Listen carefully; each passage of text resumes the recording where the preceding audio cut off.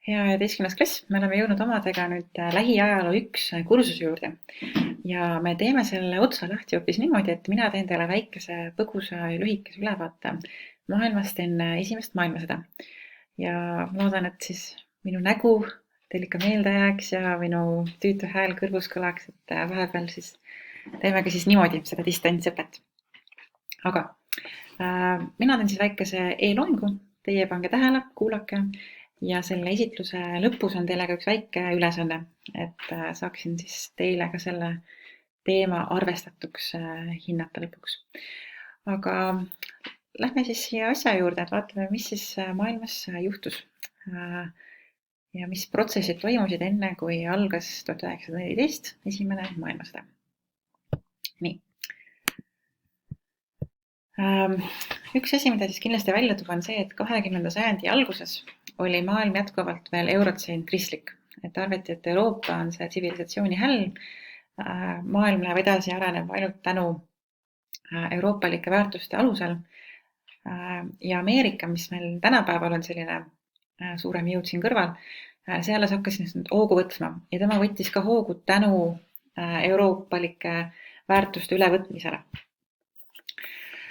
Ja arvatigi siis tõesti nii, et mitte ainult Ameerikas, vaid ka ülejäänud maailmas, et need erinevad rahvad, rahvused, kontinendid, et mitte miski ei liigu edasi progressi ja edu suunas, kui nad ei võta just üle siis euroopalikke väärtuseid.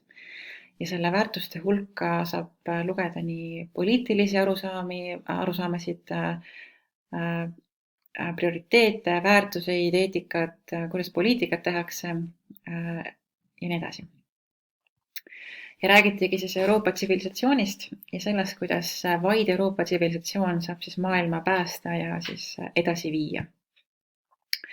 Ja nüüd, kui nüüd see sajand vahetus 19. sajandist 20. sajandi algusesse, siis nagu ka tänapäeval, et kui algab selline uus epohh, siis inimesed on kuidagi lootust rohkem täis, et nüüd tuleb midagi suurt ja midagi muutub. Ja eriti oli see siis ilmne 20. sajandi algul, kui levis väga tugev uskumus progressi. Progress ehk siis edasi jõudmine, areng. Ja oli ka alus sellele progressile, sellepärast, et toimusid erinevad tehnilised uuendused. Hakkasid linnapilti näiteks tulema pilvelõhkujad. Tänavatel hakati laialdasemalt siis kasutama elektrivalgustust, et ei olnud enam üks mehike, kes laternaga ringi jalutab. Suurlinnades Pariis näiteks hakkasid tekkima siis hobutrammi tasemel metrood ja see tekitaski inimestele ka sellise arusaama, et nende ümbrus ka täielikult on siis muutumas. Ja asi ainult areneb edasi ja siit saab minna siis ainult paremaks. Muuhulgas lisaks linnapildi muutustele olid ka suured arengud näiteks teaduse vallas. DNA-d küll veel ei teatud, küll aga 1900. aastal hakkas levima hüpotees sellest, et võiksid olla sellised asjad olemas nagu geenid ja see pani aluse siis geneetika teadusharule, mis hakkas siis väga kiiruga siis arenema ja meie teadust ja tänapäeva maailmapilti siis ka muutma. Lisaks pandi alused sellistele teadusharudele nagu kvantmehaanika. Albert Einstein tuli välja enda erirelatiivsusteooriatega ja kui vaadata ka natukene pehmemat teaduspoolt, siis Sigmund Freud arendas siis psühhoanalüüsi ja psühholoogia sellist teadusharu ka, mis hakkas rääkima alateadvusest, millest varem ei ole siis räägitud, et sellised teaduslikud arengud toimusid ka, mis inimest aru saama maailmast, selle toimimisest ja inimesest endast siis hakkasid muutma. Üks oluline asi, eriti siin meil on spordisõpru ka, mis 20. sajandi alguses oli nüüd natuke teistmoodi kui võib-olla varasemalt, oli spordi populariseerimine. Me ei saa öelda, et spordi areng. See hakkas natuke hiljem tulema, kui hakati rohkem sporti vaatlema kui ka elukutsena. Et hetkel on see sport veel selline rohkem džentelmenlikkus ja oskus võita ja oskus kaotada, et see ei ole ainult asi, kes medali kaela saab. Aga sport hakkas populaarsemaks muutuma, see oli kindlasti seotud ka sellega, et hakkasid tekkima rahvused ja rahvusriigid, et sa said esindada nüüd oma riiki. Ja üks näide siis sellest spordi populariseerimisest on see, et 1896. aastal, natukene 20. sajandi algust, toodi siis tagasi olümpiamängud, mida varem ei ole siis väga pikalt toimunud. Ja läks mõned aastad veel, 20. sajandi alguses 1908 toodi olümpiamängude kavva ka näiteks jalgpall, mis on tänapäevalgi kõige populaarsem spordiala. Ja et ka see siis sai hoogu juurde siis 20. sajandi alguses. Aga lisaks sellele kogule positiivsusele ja usule progressi oli tegelikult seal kõrval ka pessimismi ehk siis negatiivseid uskumusi. Räägiti ka sellest, et sama hästi kui ühiskond areneb edasi, võib ta ka degenereeruda. Ehk siis paljud intellektuaalid nägid ühiskonnas väärtuste konflikti või seda, et me hakkame hoopis taandarenema, me kaugeneme enda olemusest, raha võtab võimust inimsuhete üle ja nii edasi, et oli ka selliseid negatiivsemaid suhtumisi, mis kajastusid näiteks ka kunstis. Aga üks näide, kuidas pessimism ka avaldus, oli näiteks antisemitismis. Antisemitism on juudi vastasus. Tekkis jälle taas juudi vastane liikumine maailmas. Seda juudi vastasust on tegelikult üle maailma korduvalt toimunud. See oli juba 9. sajand enne Kristust, see oli Rooma Vabariigi ajal, kui tänapäeva kristlus siis eraldus judaismist. Et neid on taga kiusatud päris pikalt. Miks selles on väga kompleksne teema? Aga kindlasti osa sellest on see, et neil on lihtsalt natuke teistsugused traditsioonid, välimus, olek. Ja mida aeg edasi, seda rohkem kui nüüd taga kiusati, neil näiteks keelati omada maad, siis paljud juudid hakkasid töötama näiteks rahanduses ja panganduses ja tihtipeale olid teisest rikkamad ja edukamad ja eks seal natuke ka kadedust oli siis sees. Aga antisemitismi kõrval hakkas levima selline ühiskondlik liikumine ka nagu sionism, ehk siis vastupidiselt antisemitismile see siis toetas juudi kas rahvuse või religioosse vähemuse ühtlustamist, heebrea keele levikut ja et neil oleks juudidel oleks ühine kogukond erinevates maailma otstes, et selline tasakaalustav jõud tekkis siis ka. Lähme edasi. Ja siin on pilt ka siis esimesest pilvelõhkujast maailmas. See siis on Chicagos, tänapäeval seda ei ole, et see lammutati mõnikümmend aastat hiljem maha, heideti uus ja kõrgem, aga selline oli esimene pilvelõhkuja. Tänapäeval on need juba peaaegu igas suurlinnas olemas. Ja mõned näod teile siin ka, mida võiks siis tunda, et vasakul ma arvan, et selle mehe tunnetada kindlasti ära, et see on Albert Einstein. Keskel me näeme Sigmund Freudi, tema on see, kes selle psühhoanalüüsi kirjutas. Ja siin paremal panin hoopis ühe eestlase. Tema on siis Georg Lurich, ehk siis hästi edukas Eesti sportlane. Kahjuks olümpiavõitjaks kordagi küll ei saanud, aga maailmameistriks küll. Ja nagu näha oli ta siis ka väga edukas spordis. Üks väga oluline ühiskondlik liikumine, mis veel 20. sajandi alguses levis, oli sufražettide liikumine. Ja ei, see ei ole mingi jäätis või mingi suflee või mingi magust, vaid tegemist on hoopis naisõiguslaste liikumisega. Ehk siis 20. sajandi alguses hakkasid pigem just eelkõige Inglismaal ja Ameerikas levima naiste liikumised, mis nõudsid naistele meestega võrdseid võimalusi ja eelkõige just hääleõiguse taotlemist. Sest mida veel naistel tõesti ei olnud, oli õigus hääletada. Et aja jooksul olid erinevates riikides nad saanud võimaluse omada maad, käia tööl, omada haridust ja nii edasi, aga hääletada nad veel ei võinud. Ja kuidas see liikumine toimus, oli siis üldiselt läbi erinevate protestide ja rongkäikude või kogunemiste mingit kindlas kohas. Ja hakati välja andma ka oma ajaleht The Suffragette ja siis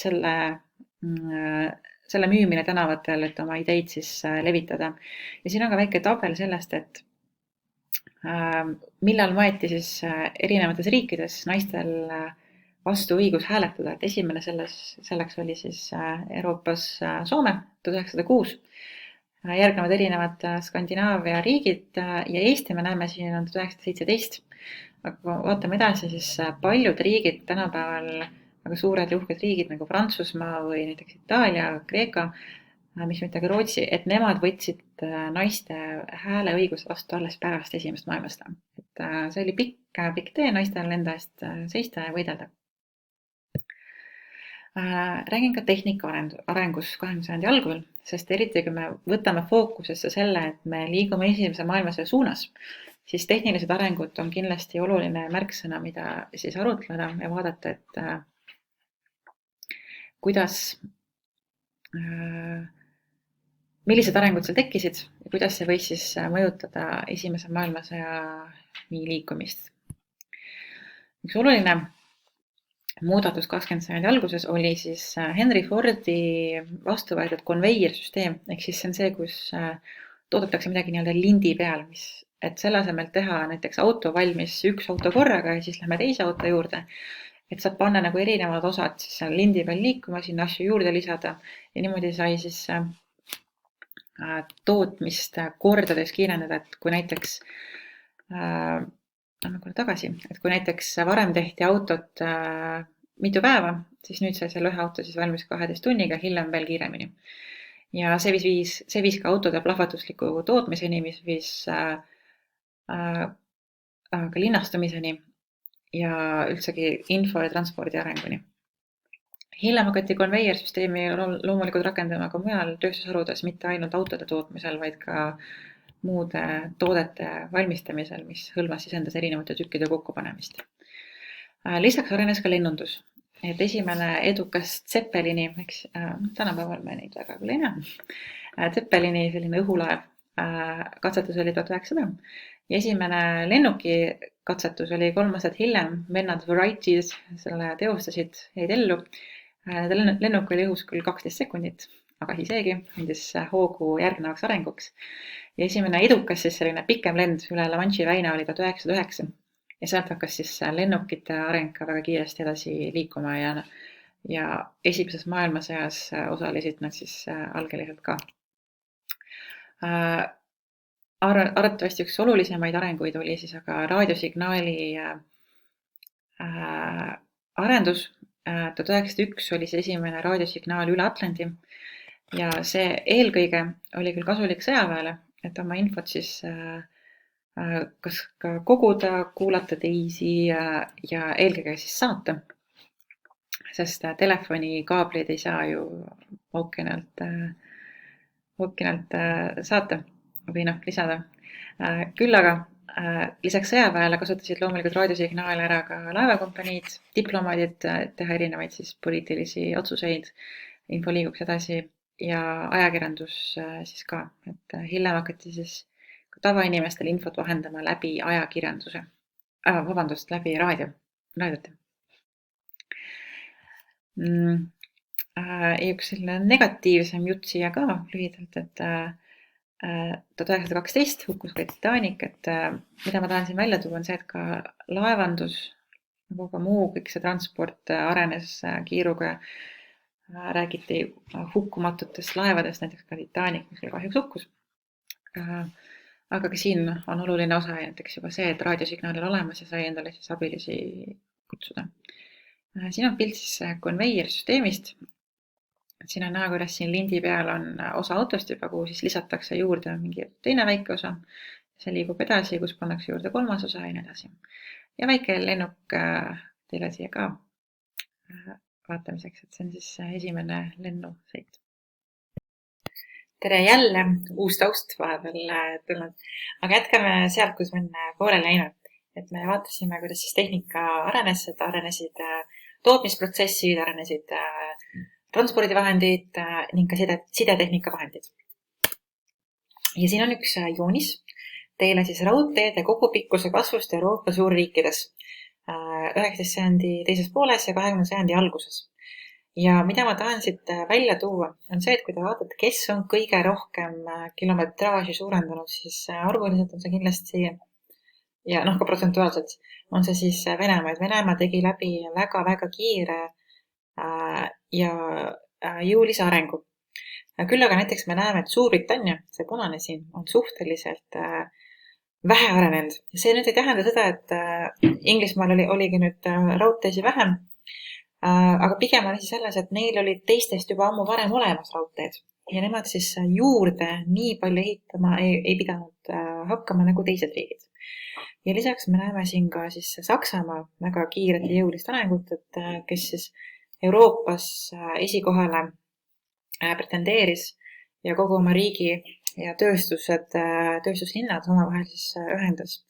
See kiirendas kaupade tootmist, see kiirendas ja see tähendas ka seda, et kaubad olid nüüd ka soodsamad, sellepärast et raudteede tõttu sai neid rohkem transportida, rohkem teha ja see viis siis hinna alla ja suurendas ka konkurentsi. Et nagu näha, siis tõesti raudteed arv kogupikkuse kilometraaž väga-väga tugevalt siis arenes ja see viis ühtlasi toetas ka linnastumist, kaubandusarengut ja kaubandusest räägime edasi ka hiljem natukene. Teine asi, mida kõik see tehnika ja üldse see 20. sajandi alguse uued meeleolud mõjutasid, oli siis urbaniseerumine ehk linnastumine. Inimesed hakkasid aina rohkem linnadesse minema, mitte sellepärast, et nüüd linnas üliäge oleks olla, aga linnadest hakkasid koonduma suuremad tööstusettevõtted, ehk siis töö kolis rohkem siis linnade juurde ära. Ja mida me näeme? Siin on sellised suuremad Euroopa ja Ameerika linnad, et see erinevus on tohutu nendes kõikides, et pea kõikides üle 50% ikkagi see kasv oli. New Yorgis näeme seda kohe eriti. Ja kindlasti toetas seda ka siis raudteede areng sellist liikumist. Aga nagu mainisin, siis räägime natuke ka kaubandusest ja üleüldisest maailmamajandusest 20. sajandil. Mis on nüüd oluline muutus on siis see, et kuigi tööstusrevolutsioon algas meil juba varem, siis nüüd algas selle toodangute ja tööstuse plahvatuslik kasv. Mis selleni viis, oligi uued leiutised, konveiersüsteem, parem haridus, paremad oskused, inimestel rohkem nõudlust ja nii edasi. Ja see tähendas seda, et maailmamajanduses hakkas siis aina suuremat rolli mängima nüüd kaubandus. Ja mitte vaid siseriiklik, vaid ka siis ülemaailmne kaubandus. Ja kogu seda asja toetas siis raudteede areng, nagu me nägime eelneva slaidi pealt, hakati ehitama rohkem sadamaid ja looma kaubandusfirmasid. Ja need kaubandusfirmad, paljud neist olid ülemaailmsed. Näiteks Hollandil oli firma, mis ühendas Aasia ja Euroopa riike omavahel, sama ka näiteks Inglismaal. Ja mida see tähendab, on ka see, et vabamalt hakkab liikuma erinevatele toodetele lisaks ka inimesed, ideed ja siis kapital. Ja see tähendabki nüüd seda, et kogu see maailm hakkab aina rohkem globaliseeruma. Ehk siis kogu see liikumine on rohkem omavahel põimitud, toodete, kapitali, inimeste rahvusvaheline põimumine ja põimub ka siis rahandus- ja kaubandusasutused omavahel. Ja kogu see tööstus muutus rahvusvahelisemaks, et ei ole nii, et kõik Inglismaa tooted on ainult Inglismaa toodetud, vaid läbivad erinevate etappe ka mujal maailmas, ka siis oma koloniaalmaades või näiteks ostetakse kuskilt majad sisse. Aga see tähendab seda igatahes, et erinevad riigid sõltuvad teise riigi ettevõtetest ka. Ja inimesed hakkasid siis arvama, et see tähendab, et sõjad on võimatud, sest pole mõtet. Sest kui sa lähed kellegagi sõdima, siis tegelikult kannatab selle all majandus ja sellega lähtuvalt siis riigi rahavood ja inimeste heaolu. Ehk siis tõesti arvati, et tänu sellele, et kaubandus on niivõrd rahvusvaheline, siis riigid omavahel sõtta ei lähe, sest keegi ei taha raha kaotada. Ja oli selline jällegi positiivism tuleb jälle siin esile. Ja oluline erinevus nüüd varasemaga võrreldes on see, et Inglismaa hakkab maailmas majanduses juhtrolli kaotama ja Saksamaa ja Ameerika Ühendriigid hästi jõuliselt hakkavad talle siis järgi tulema. Aga kogu maailmas selline ebaühtla majanduse areng tekitas siis ka pingeid, et kes siis hakkab rohkem dikteerima, kuidas asjad käivad, monopole tekitama, hinda mõjutama ja ikkagi jälle see kadedus tuleb ka sinna sekka. Kes kus toorainet võiks tuua ja tahaks seda laopis endale ja nii edasi, et tekkisid erinevad suurriikide vahelised kriisid. Siin on ka üks pilt Inglismaa teeistanduse plakatist, postrist, mis ütleb, et otse põllult sulle siia koju. Aga noh, siin India mägedest otse tulemine võttis loomulikult siin aega. Aga see sümboliseerib lihtsalt sellist majanduse globaliseerumist, kuidas siis ühest maailma otsast teise see üks toode siis viiakse. Siin on tabel nüüd Euroopa majanduslikust ja militaarsest olukorrast 20. sajandi alguses. Ja mida me siin näeme? Me näeme siin rahvaarvu, need on kõik väga suure rahvaarvuga riigid, loomulikult Venemaa on siin teistest kõvasti ees. Aga me näeme siin ka armee suurust. Me näeme, et milline riik oli juba päris hästi kaitstud ja eriti kui me nüüd liigume esimese maailmasõja poole, siis me näeme ka seda sellest lähtuvalt, et kui agressiivse välispoliitika mõtetega see riik võib olla. Ja me näeme, et Venemaa on siin kindlasti äärmiselt suure armeega. Osaliselt on selle põhjus ka see, et oli kohustuslik sõjaväekohustus. Aga kui me vaatame Euroopas, siis me näeme, et Prantsusmaa ja Saksamaa on väga tugevate armeedega. Ja selle põhjus on ka nende omavaheline siis pinge ajalooliselt juba. Ja me näeme, et need on väga võrdsed. See on paarisaja erinevusega armeed, eks ole. Et siin on see tasakaal, et kui Saksamaal on natuke rohkem mehi, siis Prantsusmaa jõuab järgi, Prantsusmaal on rohkem mehi, Saksamaa võtab järgi. Et pidevalt taheti hoida seda Euroopas ka tasakaalu, et ei oleks sellist üksteise ründamist, et siis mul võib olema sama palju kui sulle, natuke nagu võidurelvastumine. Ja nõrgemalt on esindatud siin siis Suurbritannia ja Itaalia.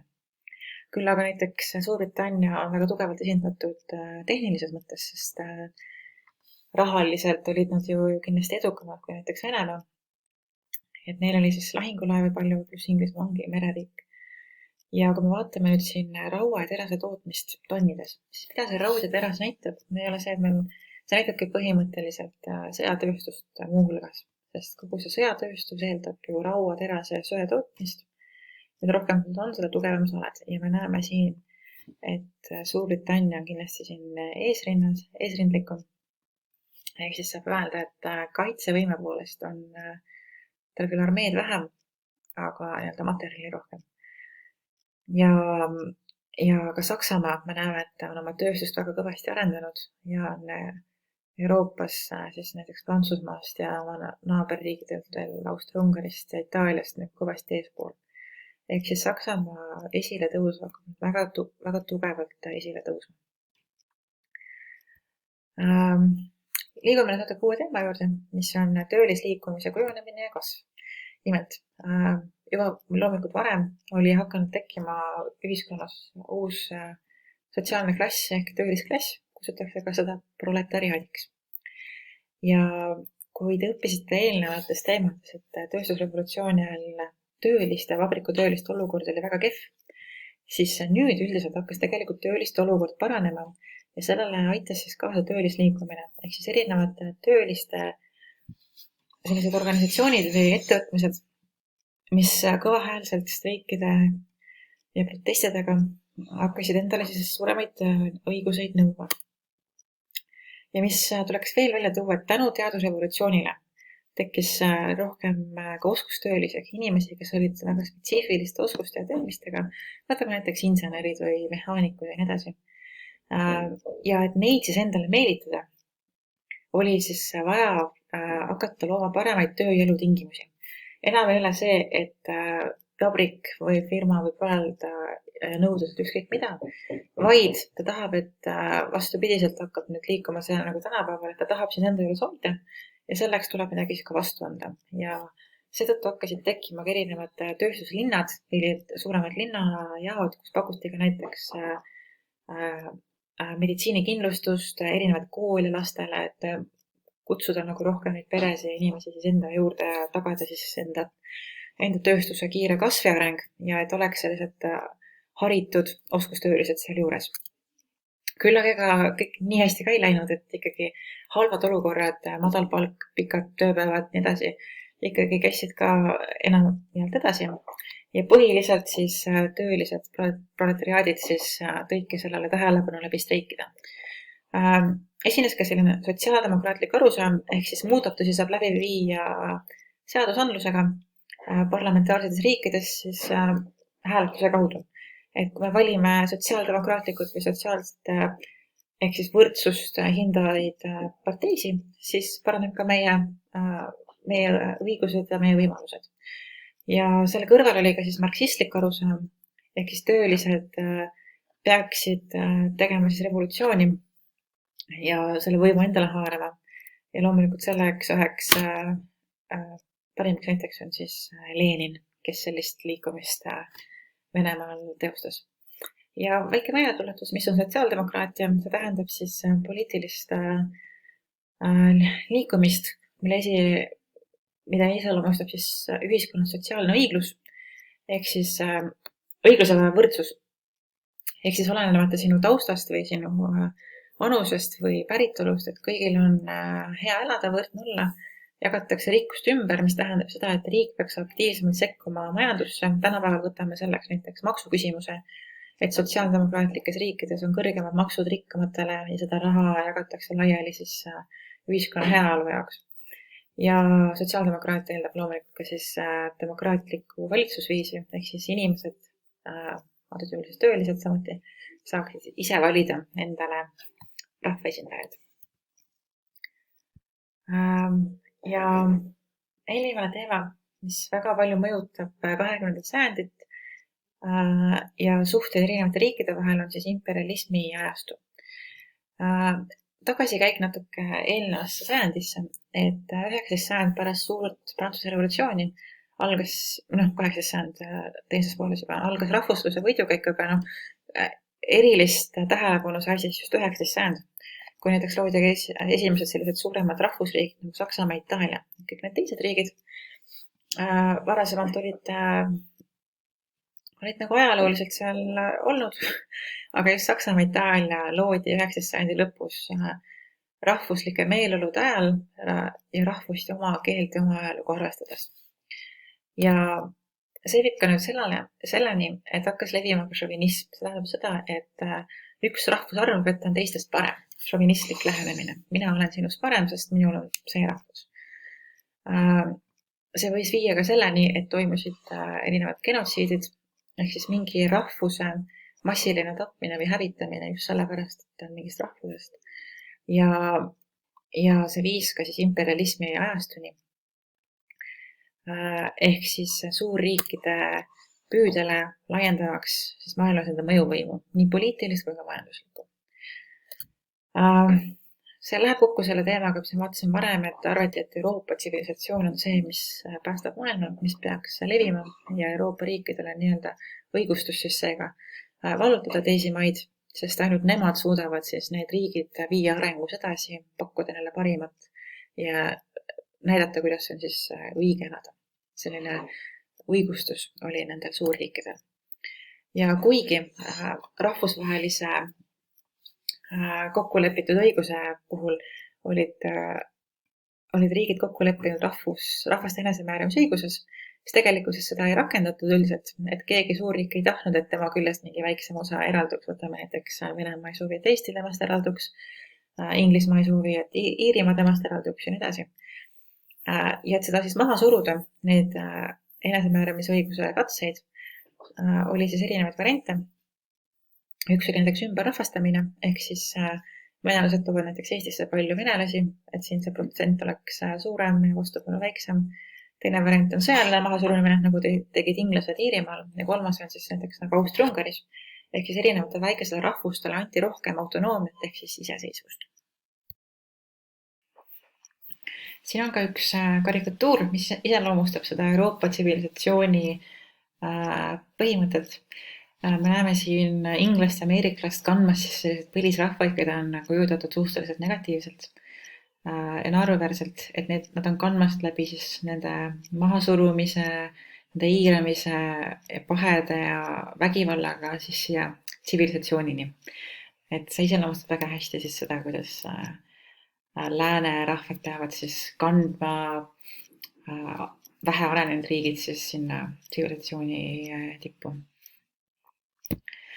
Ja natuke siis ka nüüd koloniaalimpeeriumite tekkest. Huvitav fakt on see, et üle poole maailma rahvastikust 1914. aastaks elas koloniaalmaades või siis poolkoloniaalmaades, kus oli siis natuke vähem seda keskvõimu emariigi poolt. Et see on päris suur arv. Üle poole maailmast on ära jaotatud paari üksiku Euroopa või Euroopa riigi vahel. Ja levis selline uskumus nagu sotsiaaldarvinism, et kui me mäletame loodusteadustest, darvinism on siis see, et tugevam ja vellu, siis siin sotsiaaldarvinismis usuti siis, et tugevam riik või tugevam rahvas jääb ellu ja nii ongi, et siis tugevamad ja suuremad jäävad ellu ja nad allutavadki endale siis nõrgemad ja see on täitsa okei. Küll aga tekkisid siis pinged suurriikide vahel, et jälle, et kellel rohkem on, kellel mis riik on, tahaks endale, kuidas nad mõjutavad teisi, et kui sina näiteks vallutad mingi hea strateegilise koha, mis võib mõjutada mõne teise riigi huve, et siis tekkisid pinged. Ja üks osa oli ka see, et Saksamaa oli kogu selle kolooniate saamisega hiljaks jäänud. Kui teised alustasid sellega 19. sajand, siis Saksamaa nüüd 20. sajandi alguses avastas, et tal nagu väga ei ole midagi, et teistega võrreldes, et kuidas olla sama tugev ja hea kui nemad, et see tekitas ka siis pingeid. Toon aga välja ka selle, et lisaks sellele, et need kolooniaid aina rohkem edasi endale omandati, siis tegelikult oli ka natuke sellist vastupidist protsessi näha. Eelkõige just 19. sajand tegelikult, kus siis näiteks USA ja Ladina-Ameerika riigid siis iseseisvusid. Ladina-Ameerika riigid siis Hispaania ja Portugali võimu alt. Aga mis on põhjused üldse, et miks siis suurriigid Euroopa mõistes me räägime siis nendest Suurbritannia, Prantsusmaa, Itaalia, Hispaania, Portugal, Holland ja Belgia, natuke siis ka Saksamaa, et miks siis nemad üldse tahtsid koloniseerida? Esimene põhjus selleks oli majanduslikud põhjused, näiteks mõni tooraine, odav tööjõud, inglased tahtsid Indiast teed, odavaid töölisi, kes töö ära teeksid ja vähem palka nõuaksid ja nii edasi. Teine põhjus oli ka prestiiž, et selline rahvusvaheline prestiiž, kellel rohkem on, sellel see võimsam riik. Kolmas, üks näide on siis ka enda liigse rahvastiku väljaviimine. Selle parim näide on Inglismaa, kes koloniseeris Austraalia eelkõige selle jaoks, et enda vangid, kes ei mahu neile vanglatesse, lihtsalt Austraaliasse viia. Ehk siis Austraalia oligi vangisaar, et kus ikka põgened sealt. Saab vähemalt oma ühiskonnast lahti neist inimestest. Ja hiljem need vangid siis lõid oma sellise Austraalia tsivilisatsiooni nii-öelda tänapäevas Austraalia eelkäijad siis. Ja kohalikud aborigeenid siis suruti jälle sisemaale, nagu tehti siis Ameerikas. Oli ka strateegilised huvid, ehk siis näiteks kui sa omad kolooniat mingi tähtsa kaubandustee juures, mõne kanali juures, kus lähevad laevad läbi, sa saad sealt tolli küsida. Sul on ära jaotatud erinevatesse maailma nurkadesse oma sadamad ja sõjalaevastikud, et selle tõttu ka siis üritati oma haaret laiendada. Ja viiendaks põhjuseks on siis see lävepaku teooria, mis tähendab seda, et läheb kokku sellise Euroopa tsivilisatsiooni põhimõttega, et pärismaalased ei saagi ise valitsemisega hakkama ja neil ongi vaja, et suurriigid tuleksid, vallutaksid ja nende eest seda teeksid. Siin on ka siis pilt Aafrika jagamisest, selline illustratsioon, kuidas siis kõik osakest tahtsid sealt saada. Ja sellega siis võtsid, et Aafrikas jäi lõpuks ainult 2 riiki, Liberia ja Etioopia jäid siis iseseisvateks. Ja siin on pilt selle maailma jagunemisest. Me näeme, et peaaegu kogu Aafrika, peale siis 2 riigi, Lõuna-Ameerika ja siis mõned siin Lähis-Ida ja Aasia riigid on siis iseseisvad. Aga näiteks Hiina oli väga tugevalt Inglismaa mõju all kaubandussuhete tõttu ja nii edasi. Et kogu maailm oli siis siin ära jaotatud ja siin on natuke parem joonis, mis räägib ka sellest, et kuidas mõni riik näiteks midagi maha müüs. Näiteks me näeme, et Hispaania on siin müünud Saksamaale mingid üksikud saared ja sama tegi ta siin ka Aasias. Jah, mis ma tahtsin veel öelda? Itaaliat me näeme siin selline punane, et Itaalia oli ka suhteliselt vähe, nagu Saksamaalgi. Et neil oli siin Somaalimaad, Eritrea on siin ja hiljem nad said siis Türgilt, vallutasid ka Põhja-Aafrikas Liibüa. ja me näeme, et tekib ka uus koloniaalriik, tegelikult on Jaapan, kes 20. sajandi alguses, 19. sajandi lõpus hakkas vallutama siis selliseid alasid nagu Taiwan ja Korea ja mõned üksikud siis saared Väikses ookeanis. Et niimoodi see maailm siis siin jaotus. Aga kõige võimsam koloniaalimpeerium on loomulikult Inglismaa, see väike roosa, et tema on Kanada, Austraalia, India, päris suur osa Aafrikast, Egiptus, Lõuna-Aafrika, paljud teised. Me näeme siin Aasia strateegiliselt hea koht, eks ole, laevanduse, kaubanduse jaoks. Et Inglismaal jah, kindlasti üks kõige võimsam koloniaalimpeeriumid. Nii, ja natuke räägime ka Venemaa impeeriumist, et Venemaa on nüüd selline, kellel ei olnud ühtegi ülemere kolooniat. Et tema oma nii-öelda kolooniaid laiendas siis sisemaa arvelt. Me näeme siin Balti riike, Kaukaasia, Lähis-Idast. Ja kuigi ta oli ka ise väga kiiresti arenenud, me nägime enne raudtee arengut, siis tegelikult oli ta ikkagi maha jäänud teistega võrreldes ja väga vastuoluline impeerium. Ta oli palju rahvuseid, kõigil oli erinevad reeglid nendega. Neil valitses tsaar, valitseja ei olnud väga populaarne ja nii edasi. Ja üks ebapopulaarne valitseja oli siiski 19. sajandi lõpul troonile saanud Nikolai II, kes oli selline, ta ei olnud väga autoriteetne, ta hakkas aina rohkem kaotama rahva usaldust ja oma lähikonnast usaldust, sest ta ei läinud kaasa väga nende ühiskonna arengute ja demokraatlike vabaduste saavutamisega ühiskonnas. Küll aga tahtis ta enda seda prestiiži laiendada ja näiteks oli agressiivse välispoliitikaga, mida ilmestab sõda Jaapaniga, kes oli just hiljuti väga suure ja kiire tööstusrevolutsiooni läbi teinud hiljuti. Ja see suur Venemaa kaotas tegelikult Jaapanile, mis oli loomulikult väga alandav neile.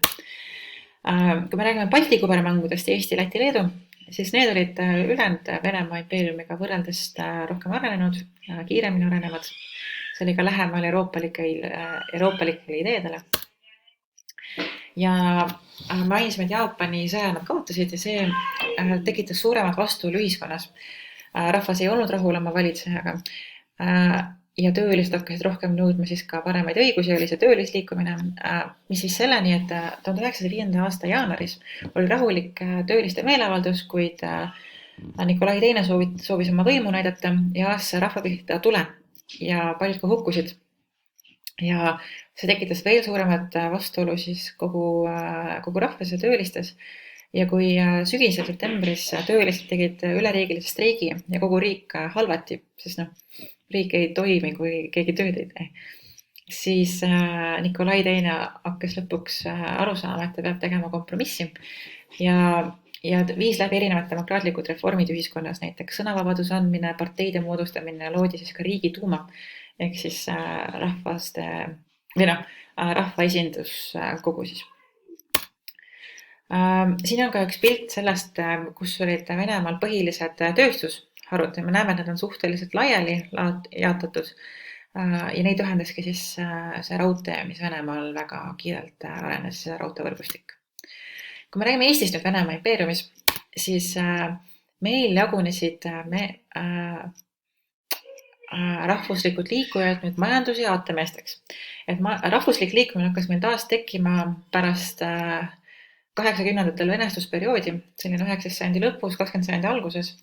Ja Jaan Tõnisson, keda siin pildil näete, oli siis selline aatemees, kes rõhus rohkem siis kirjandusele, haridusele, kultuurile.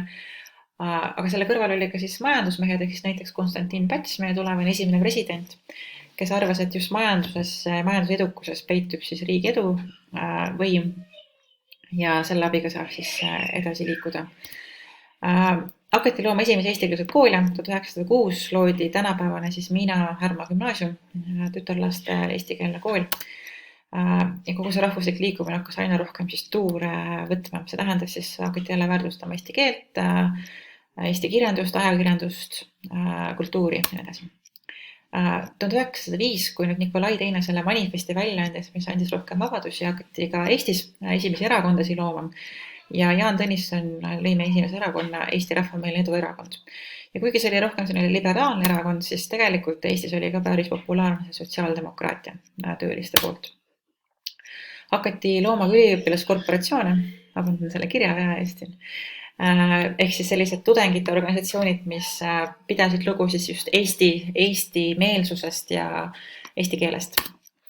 Ja ühed näited siis selleks, kuidas see rahvuslik liikumine siis ka väljendus, oli näiteks see, et Vanemuisele ehitati siis uus maja, tänapäeval seesama maja, mis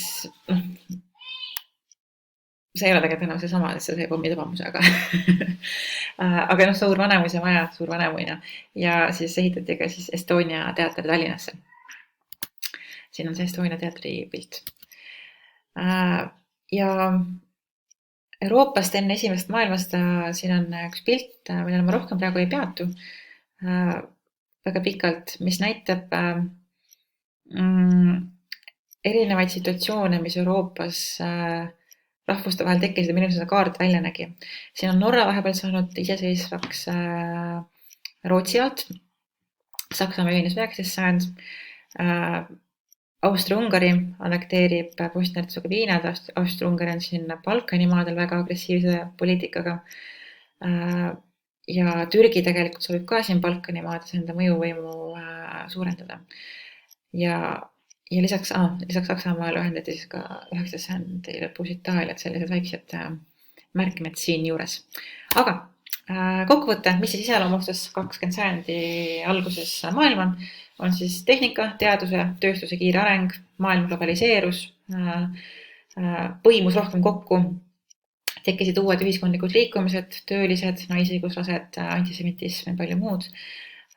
Maailma rahvusvahelisi suhteid reguleeris paljuski imperialismi ajastu ja rahvusluse kasv, kus arvati, et üks rahvus on teisest etem ja tal on õigustus siis teda siis vallutada või tema üle valitseda. Ja arengust maha jääval Venemaal toimusid olulised muudatused, laiendati demokraatlikke õiguseid, töölisrevolutsioon hakkas tuure koguma ja Eestis hakkas siis taas levima rahvuslik liikumine.